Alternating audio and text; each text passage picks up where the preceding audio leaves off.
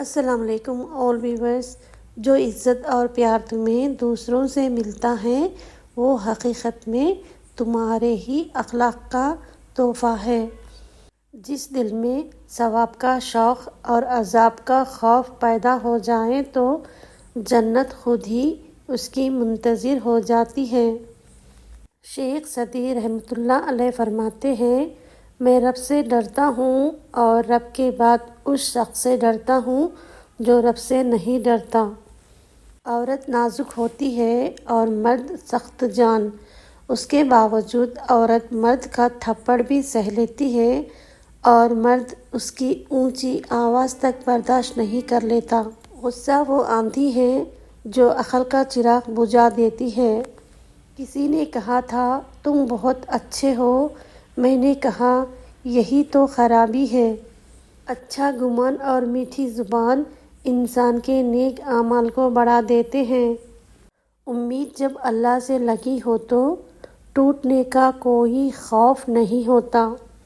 الحمدللہ، میرا واسطہ اور رابطہ اس رب سے ہے جو مانگنے سے پہلے ہی عطا کر دیتا ہے. اخلاق کا اچھا ہونا خدا سے محبت کی دلیل ہے. وقت اعتبار اور عزت ایسے پرندے ہیں جو اڑ جائے تو واپس نہیں آتے. خیال میں بڑی طاقت ہوتی ہے. اگر خیال تعمیری ہو تو انسان بلندیوں پر پہنچ سکتا ہے. اپنے آپ کو اچھا بنا لیجئے، دنیا سے ایک برا انسان کم ہو جائے گا. نرم لہجہ ہمیشہ مضبوط اور عظیم رشتے تخلیق کرتا ہے. جو لوگ درد کو سمجھتے ہیں وہ کبھی درد کی وجہ نہیں بنتے. سچ کے راستے پر چلنے کا یہ فائدہ ہوا، راستے میں کہیں بھیڑ نہیں تھی.